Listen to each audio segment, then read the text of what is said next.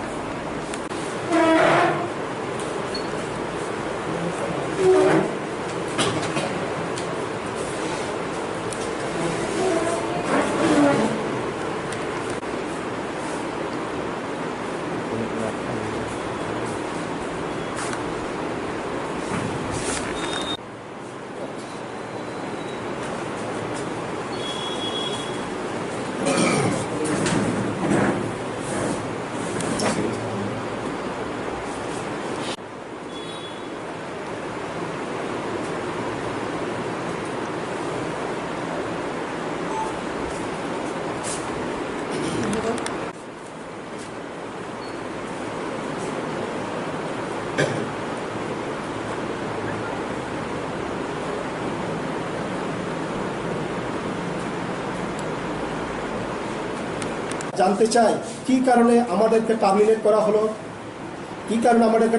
করা হলো, সেটার আমরা বিচার এখনো পাইনি। আমরা এখনো বিচার চাই এবং আমাদের এই আন্দোলনে আমরা রাজ্যের শুভবুদ্ধি সম্পন্ন গণতান্ত্রিক প্রিয় এবং সাধারণ জনগণের কাছে আমরা আবেদন করি, আমাদের গণতান্ত্রিক আন্দোলনে যদি তারা স্বতঃস্ফূর্তভাবে অংশগ্রহণ না করে বা আমাদেরকে মোরাল সাপোর্ট যদি না করে এই আন্দোলন আমরা বাস্তবায়িত করতে পারবো না। যার কারণে আমরা আবেদন রাখছি রাজ্যের গণতন্ত্রপ্রিয় শুভবুদ্ধি সম্পন্ন ব্যক্তিদের কাছে আমরা অনুরোধ, আপনারা আমাদেরকে সাহায্য করুন এবং আমাদের আন্দোলন এবং আমাদের দাবি আদায়ের ক্ষেত্রে আপনাদেরও গুরুত্ব ভূমিকা।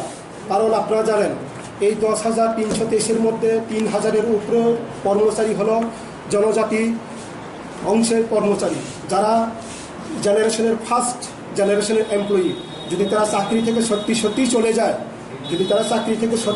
চলে যায়, শুধু লেখাপড়ার ক্ষেত্রেই হবে না, সামাজিক অর্থনীতির ক্ষেত্রেও এর একটা বিরাট প্রভাব পড়বে। যার কারণে আমরা জনজাতি, রাজনৈতিক নেতা, বুদ্ধিজীবী, সমাজের অন্যান্য অংশের মানুষকেও আমরা এই আন্দোলনে সামিল হওয়ার জন্য আবেদন করছি। কারণ এই যে 10,323-এর মধ্যে 3,000 কর্মচারী যদি চলে যায়, আমাদের 30 বছর আমরা পিছনে চলে যাব। জনজাতি অংশের অর্থনীতি কোন, লেখাপড়ায় 330 জাস্টিস ফর 10,322 টিচারের পক্ষ থেকে আজকে প্রেস বিজ্ঞপ্তির মাধ্যমে জানিয়ে দিতে চাই, গত 10 সেপ্টেম্বর কুমুলুঙ্গা আমরা 3 দিনের সিটিং ডেমনস্ট্রেশন করেছিলাম। কিন্তু 3 দিনের করলেও আমরা একদিনে শেষ করেছিলাম। কারণ হলো আমরা জেনেছিলাম যে প্রিন্ট মিডিয়া এবং ইলেকট্রনিক্স মিডিয়ার মাধ্যমে বর্তমান রাজ্য সরকার 2-3 দিনের মধ্যে 10,323 সম্পর্কে একটা পজিটিভ রেসপন্স এবং একটা পার্মানেন্ট সলিউশনের একটা বিজ্ঞপ্তি তারা ঘোষণা করবেন বলে তারা আশ্বস্ত করেছিল। কিন্তু আজকে 10 তারিখের পরে প্রায় 8-9 দিন অতিক্রান্ত হয়ে গেল, রাজ্য সরকার কোনো আমাদের সম্পর্কে রেসপন্স, কোনো পজিটিভ কোনো বিজ্ঞপ্তি করেনি। যার কারণে আমরা আজকে আবার প্রেস বিজ্ঞপ্তির মাধ্যমে এটি জানিয়ে দিতে চাই যে আমরা আগামী 23 সেপ্টেম্বর আমরা বিধানসভা মহাকরণ অভিযান আমরা করব। যদি 21 সেপ্টেম্বরের মধ্যেই রাজ্য সরকার আমাদের সম্পর্কে কোনো পজিটিভ রেসপন্স ঘোষণা যদি না করে, আমরা 23 সেপ্টেম্বর মহাকরণ অভিযান আমরা করব। আমরা কী কারণে মহাকরণ অভিযান করব? আমাদের মূলত 3টা দাবি নিয়ে। গত 5 অগাস্ট সর্বোচ্চ আদালত যে জাজমেন্ট দিয়েছিল, সেই জাজমেন্টের 18 নম্বর প্যারা অনুসারে আমরা আমাদেরকে স্থায়ী সমাধানের জন্য কার্যকরী ভূমিকা নেই। ইতিমধ্যেই রাজ্য সরকার বারবার জানানো সত্ত্বেও রাজ্য সরকার আমাদের সম্পর্কে কোনো পজিটিভ রেসপন্স দেয়নি। যার কারণে আমরা আজকে প্রেস বিজ্ঞপ্তির মাধ্যমে আবার জানান দিতে চাই রাজ্য সরকারকে, আপনারা 21 তারিখের মধ্যেই আমাদের সম্পর্কে নির্দিষ্ট একটা সিদ্ধান্ত গ্রহণ করুন এবং আমাদেরকে আশ্বস্ত করুন যে আপনারা আমাদের জন্য একটা পজিটিভ দৃষ্টিভঙ্গি করবেন বলে। কারণ আপনারা জানেন ইতিমধ্যেই আমাদের মধ্যে 70 জনের মতো প্রায় চলে গেছে আমাদেরকে ছেড়ে। কিন্তু এই মৃত্যু বিষয়ের কিছুতেই থামছে না। কারণ একদিকে মানসিক মানসিক অববাদ, আরেকদিকে সাংসারিক বিভিন্ন অর্থনৈতিক কারণে আমরা আক্রান্ত। আপনারা জানেন এই বর্তমান সময়ে সারা বিশ্ব করোনায় আক্রান্ত, একদিকে রোগে মারা যাচ্ছে আর আমরা না খেয়ে মারা যাচ্ছে। কারণ আমাদের পরিবারে ছোটো ছোটো শিশু আছে, বৃদ্ধ মা বাবা আছে, তাদের জন্য আমরা কিন্তু কোনো ব্যবস্থা করতে পারতাছি না, যার কারণে এই কঠিন পরিস্থিতির সময়েও আমরা ঘরে বসে থাকতে পারি না। কারণ আমাদের একটাই, আমাদের সংসার প্রতিপালনের বিকল্প কোনো আমাদের রাস্তা নেই। একমাত্র সংগ্রামের মাধ্যমে যা কিছু আমরা করতে হবে বা আদায় করতে হবে, একমাত্র সংগ্রাম। যার কারণে রাজ্য সরকারকে আমরা জানান দিতে চাই, যারা এই 3টা দাবির মধ্যে প্রথমটা হলো গত 5 তারিখ সর্বোচ্চ আদালত যে রায় দিয়েছিল সেই রায় অনুসারে আমাদেরকে স্থায়ী সমাধান।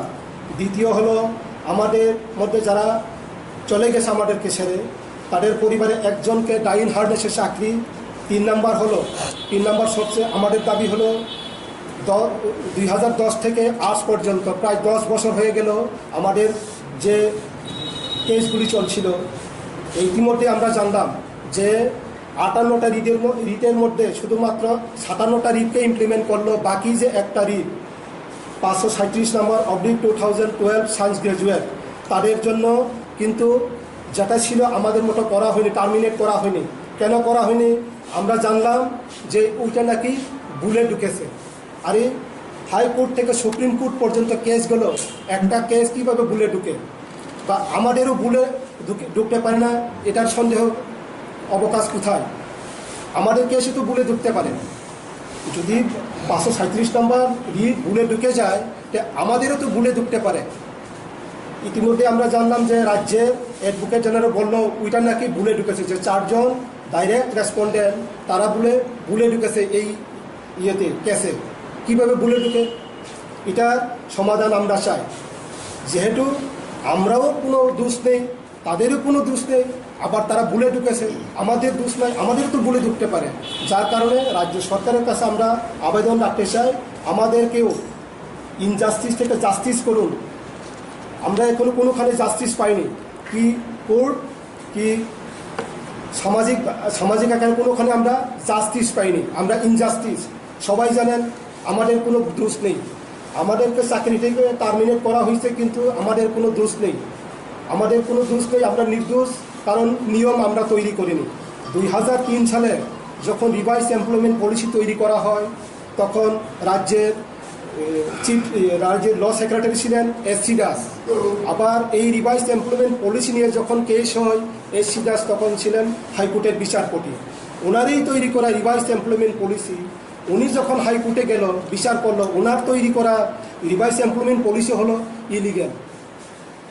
এটা কীভাবে হবে?